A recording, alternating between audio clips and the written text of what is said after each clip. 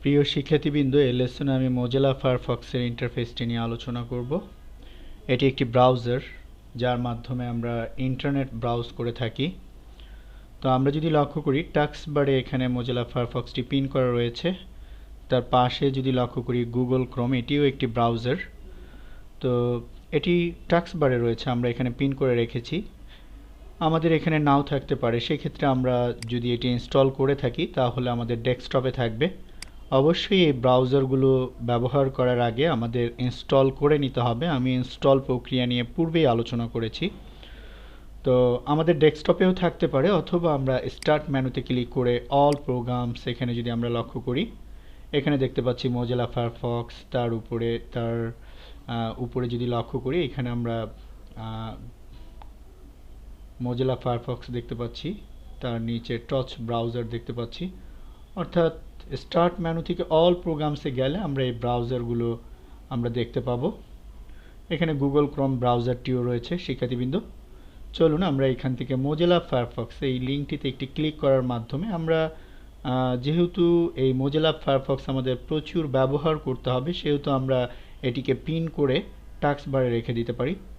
তো দেখুন, আমি এটির উপরে যদি রাইট ক্লিক করি, এখানে দেখতে পাচ্ছি মাউসের রাইট বাটন ক্লিক করে এখানে আমরা দেখতে পাচ্ছি unpin this program from task bar. এখানে একটি ক্লিক করার মাধ্যমে দেখুন এখন কিন্তু মোজিলা ফায়ারফক্স নেই। তো এটিকে যদি পিন করে রাখতে চাই তাহলে স্টার্ট মেনু, অল প্রোগ্রামস, এখানে মোজিলা ফায়ারফক্স এইটার উপরে রাইট ক্লিক করতে হবে মাউসের। আমি আবারও বলছি, এই লিঙ্কটির উপরে মোজিলা ফায়ারফক্স যে কোনো প্রোগ্রাম আমরা পিন করে রাখতে পারি। তো আমরা এখন মোজিলা ফায়ারফক্স পিন করে রাখবো। এই লিঙ্কটির উপরে মাউসের রাইট বাটন ক্লিক করে আমরা এখানে দেখতে পাচ্ছি পিন টু টাস্ক বার। দেখুন আমাদের এটি পিন হয়ে গেল। আমরা যদি চাই এটি গুগল ক্রোমের পাশে থাকবে, সেই ক্ষেত্রে আমরা এখান থেকে ক্লিক করে ধরে টেনে কিন্তু আমরা গুগল ক্রোমের পাশে এনে রেখে দিতে পারি। তো চলুন আমি একটি ক্লিক করার মাধ্যমে মোজিলা ফায়ারফক্সটি রান করছি। দেন উপরের যে বারটি আমরা দেখতে পাচ্ছি, এই বারটি হচ্ছে টাইটেল বার। টাইটেল বারের বাম দিকে রয়েছে ট্যাব। এখানে গুগল একটি ট্যাবের মাধ্যমে গুগল পেজটিকে, এখানে গুগলের লিঙ্কটিকেও আমরা দেখতে পাচ্ছি। যদি আমরা ট্যাব বাড়াতে চাই তাহলে এখানে প্লাস সাইন রয়েছে। দেখুন এখানে যদি মাউস নিয়ে আসি তাহলে এখানে একটি লেখা আসছে open a new tab, control T. এখানে একটি ক্লিক করার মাধ্যমে কিন্তু আমরা ট্যাব বাড়াতে পারি। দেন আবারও এই ক্লোজের মাধ্যমে কিন্তু আমরা ট্যাব কমিয়ে দিতে পারি। শিক্ষার্থীবৃন্দ, আমি ট্যাব কমিয়ে দিচ্ছি। দেন টাইটেল বারের ডান দিকে রয়েছে মিনিমাইজ। এটি দিয়ে আমরা মিনিমাইজ করে রাখি যে কোনো প্রোগ্রাম। এখানে ক্লিক করার মাধ্যমে এটি আবারও রান করছি। এটি হচ্ছে ম্যাক্সিমাইজ, প্রোগ্রামটি ছোট হবে, আবারও বড় করতে পারবো। এটি হচ্ছে ক্লোজ, আমরা মোজিলা ফায়ারফক্সকে ক্লোজ করে দিতে পারবো। দেন টাইটেল বারের নিচে এই বারটি হচ্ছে অ্যাড্রেস বার, অর্থাৎ যে কোনো ওয়েবসাইট এখানে আমাদের লিখে দিতে হয় www.filehippo.com, www.cyphers.org লিখে যদি আমরা ইন্টারপ্রেস করি, সেই পেজে আমরা ওপেন করতে পারবো। এবং এটি একটি গুগলের সার্চ অপশনস। এখানে আমরা যে কোনো ইনফরমেশন লিখে এখানেও সার্চ দিতে পারি, অথবা এই সার্চেও আমরা সার্চ করতে পারি।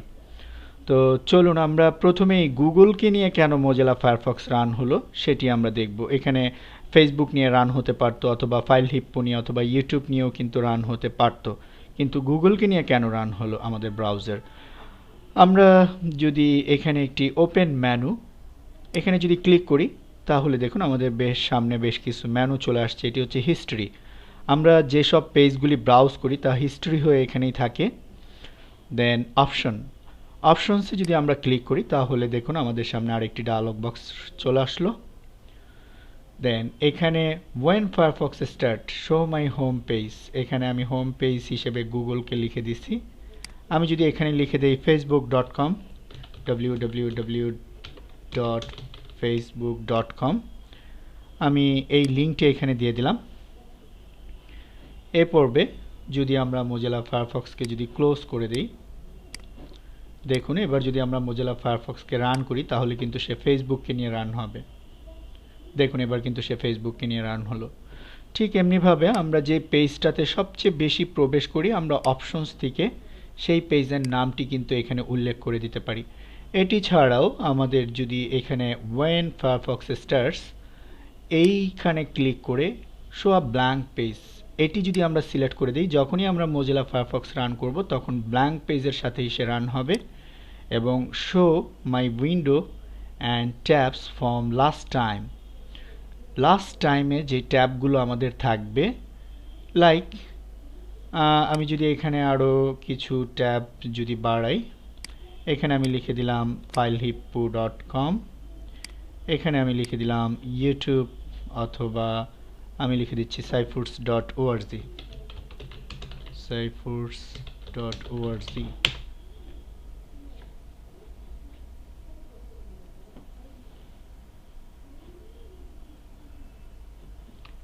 দেখুন এখানে সাইফুডসের পেজটি রান হলো, এখানে ফাইলহিপ্পো রান হলো। এটি একটি খুবই জনপ্রিয় সফটওয়্যার যেখান থেকে আমরা কম্পিউটার বিভিন্ন অ্যাপস ডাউনলোড করে নিতে পারি। দেন facebook.com।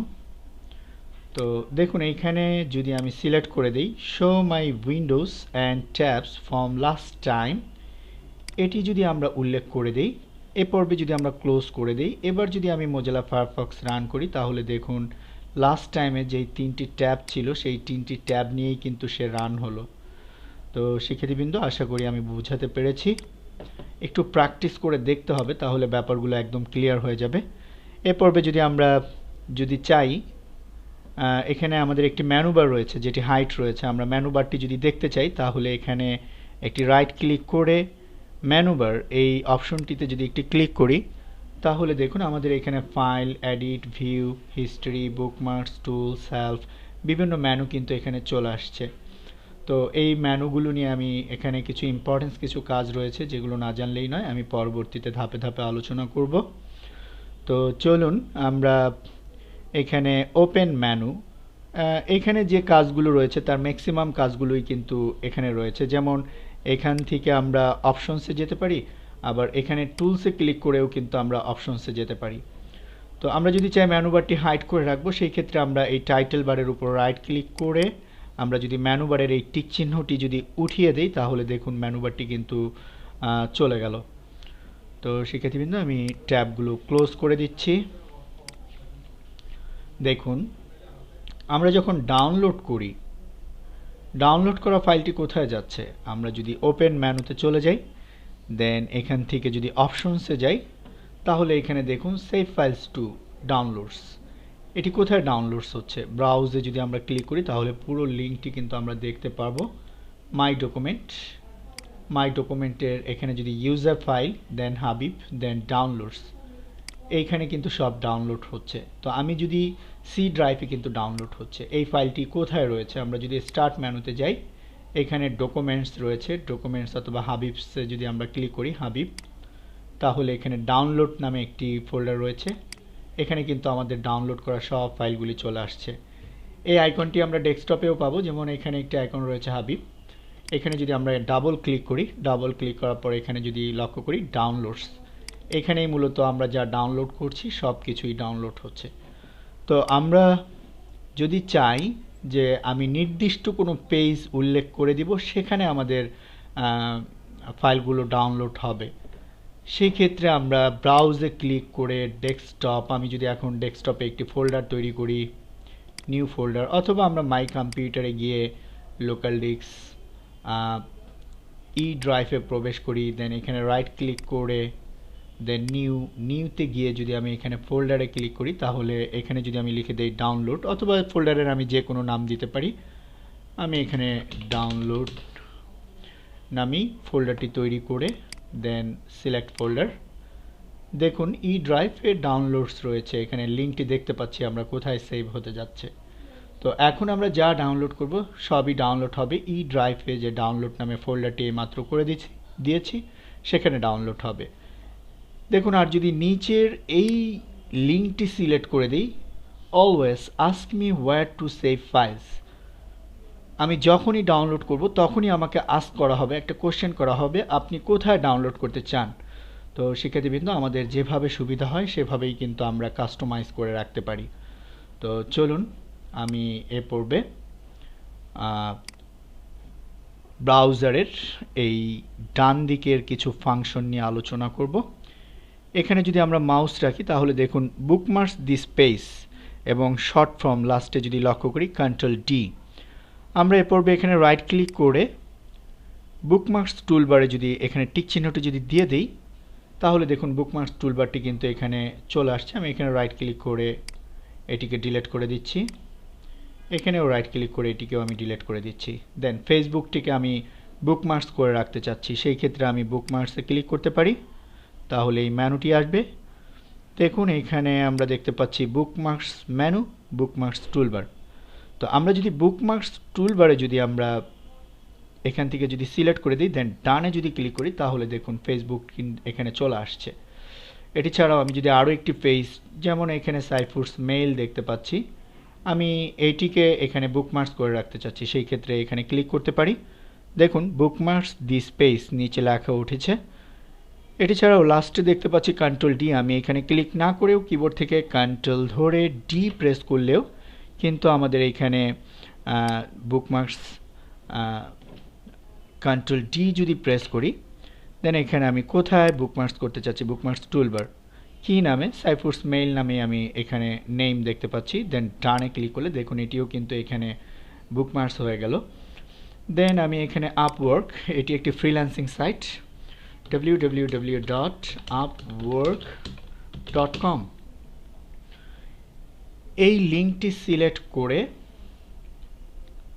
দেন আমি এই অ্যাড্রেসটি লিখে এন্টার প্রেস করলাম। যখন আপওয়ার্ক আমার সামনে চলে আসবে, আমাদের উইন্ডো জুড়ে আপওয়ার্কের পেজটি আমরা যখন দেখতে পাবো, ঠিক এ পড়বে আমরা যদি কিবোর্ড থেকে কন্ট্রোল ডি প্রেস করি অথবা বুকমার্কসে ক্লিক করি।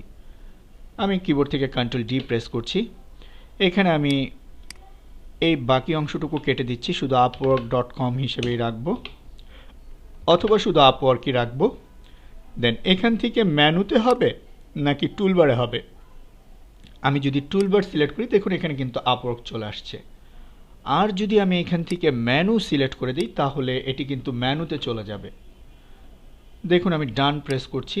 এবার যদি আমি মেনুটাকে যদি আমি নিয়ে আসি, মেনু বার, এখানে রাইট ক্লিক করে টাইটেল বারের উপরে মেনু বার, দেন এখানে বুকমার্কসে যদি যাই, তাহলে এখানে দেখুন আপওয়ার্ক কিন্তু মেনু বারে চলে আসছে। এখানে এর আগে আরেকবার নিয়ে আসছি, এটাকে আমি ডিলিট করে দিচ্ছি। দেখুন দুটোই ডিলিট হয়ে গেল। আমি এটিকে আবারও বুকমার্কস করছি, কন্ট্রোল ডি, দেন বুকমার্কস মেনু, দেন টান।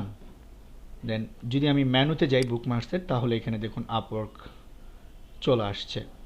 তো শিক্ষার্থীবৃন্দ, এভাবে কিন্তু আমরা খুব সহজেই আমাদের প্রয়োজনীয় ওয়েবসাইটগুলো কিন্তু এখানে বুকমার্কস করে রাখতে পারি টুলবার্সে। যখন আমার যেখানে প্রয়োজন, আমি সেখানে রাইট ক্লিক করে open in a new tab যদি ক্লিক করি, তাহলে নতুন একটি ট্যাবের মাধ্যমে কিন্তু সেটি ওপেন হয়ে আসবে। লাইক আমি লাস্ট আরেকটি পেজ দেখাবো, লাইক এখানে filehippo.com, এটিকে রান করছি। দেন এই পেজটিকে আমি বুকমার্কস করে রাখবো, কন্ট্রোল ডি, দেন এখানে বুকমার্কস মেনু না দিয়ে আমি বুকমার্কস টুলবার দিলাম। দেন এখানে শুধু filehippo.com নামেই রাখবো, বাকিটুকু আমি ডিলিট করে দিলাম। দেন ডান বাটনে ক্লিক করছি, তাহলে দেখুন এখানে কিন্তু ফাইলহিপ্পো, এটি আমি ক্লোজ করে দিচ্ছি, সবগুলি আমি ক্লোজ করে দিচ্ছি। এবার যদি আমার ফাইলহিপ্পোতে যাওয়ার প্রয়োজন হয়, আমি এখানে রাইট ক্লিক করে open in a new tab যদি ক্লিক করি, তাহলে দেখুন ফাইলহিপ্পো কিন্তু নতুন আরেকটি ট্যাবে রান হলো। এভাবে আমাদের প্রয়োজনীয় যেই ডকুমেন্টগুলো রয়েছে, যে পেজগুলো রয়েছে, যেই সব ওয়েবসাইটগুলোতে আমরা নিয়মিত প্রবেশ করি, সেই সব ওয়েবসাইটগুলোকে আমরা বুকমার্কস করে রাখতে পারি। এটি ছাড়াও পাশে এখানে ডাউনলোডস, যেটি আমরা ডাউনলোড করব, এখানে ক্লিক করে কিন্তু আমরা দেখতে পাবো আমাদের কি কি ডাউনলোড করা হয়েছে। এখানে ক্লিক করলে আমরা ফায়ারফক্সের হোম পেজে চলে যাব। দেন শিক্ষার্থীবৃন্দ, লাস্ট আমি যেটি নিয়ে আলোচনা করব, হিস্ট্রি। আমরা যা কিছুই ব্রাউজ করি না কেন, সব কিছুই কিন্তু একটি হিস্ট্রি হয়ে থাকছে আমাদের ব্রাউজারে। তো আমরা এখানে ক্লিক করে আমরা যদি এখানে হিস্ট্রিতে ক্লিক করি, তাহলে এখানে কিন্তু হিস্ট্রি আমরা দেখতে পাচ্ছি কি কি আমাদের এখান থেকে কোন কোন সাইটগুলো আমরা ব্রাউজ করেছি, সবই কিন্তু হিস্ট্রি হয়ে রয়েছে এখানে। তো আমরা ভিউ হিস্ট্রি সাইট বার, এখানে একটি ক্লিক করে আমরা এখানে হিস্ট্রি দেখতে পাচ্ছি। এখানে আমরা যদি ক্লিক করি, তাহলে টুডে আজকে কি কি ব্রাউজ করা হয়েছে সেগুলো এখানে দেখতে পাবো। নভেম্বরে কি কি ব্রাউজ করা হয়েছে সেগুলো আমরা এখানে দেখতে পাবো, অক্টোবরে। এভাবে সবই কিন্তু একটি হিস্ট্রি হয়ে থাকে। তো আমাদের যেটি উচিত সেটি হচ্ছে হিস্ট্রিকে সবসময় ডিলেট করে রাখা। এই লিঙ্কটির উপরে রাইট ক্লিক করে দেন ডিলেট, দেন এই লিঙ্কটির উপরে রাইট ক্লিক করে দেন ডিলেট কিতে হিট করলে দেখুন এরা কিন্তু ডিলেট হয়ে যাচ্ছে। এভাবে কিন্তু আমরা হিস্ট্রিকে ডিলেট করে রাখতে পারি। যেসব হিস্ট্রিগুলো আমরা আমাদের এখানে সেভ হয়ে থাকছে, আমরা যে পেজগুলি ব্রাউজ করছি তার কিন্তু একটা হিস্ট্রি হয়ে থাকছে। তো হিস্ট্রির একটি শর্টকাট রয়েছে, Ctrl+H প্রেস করলে কিবোর্ড থেকে, আমি আবারও বলছি শিক্ষার্থীবৃন্দ, কিবোর্ড থেকে Ctrl+H প্রেস করলে দেখুন আমাদের কিন্তু হিস্ট্রির যে সাইড বারটি রয়েছে সেটি কিন্তু আমাদের সামনে চলে আসলো। আমি কিছুক্ষণ আগে সব হিস্ট্রি ডিলিট করে দিয়েছি, তাই এখানে কোনো হিস্ট্রি দেখাচ্ছে না। আশা করি শিক্ষার্থীবৃন্দ আমি আপনাদের সাথে মোজিলা ফায়ারফক্সের খুবই বেসিক কিছু কাজ নিয়ে আলোচনা করতে পারলাম। আমি পরবর্তী ভিডিওতে দেখাবো কিভাবে আমরা একটি ইমেইল অ্যাকাউন্ট খুলতে পারি জিমেইলের মাধ্যমে। আল্লাহ হাফেজ।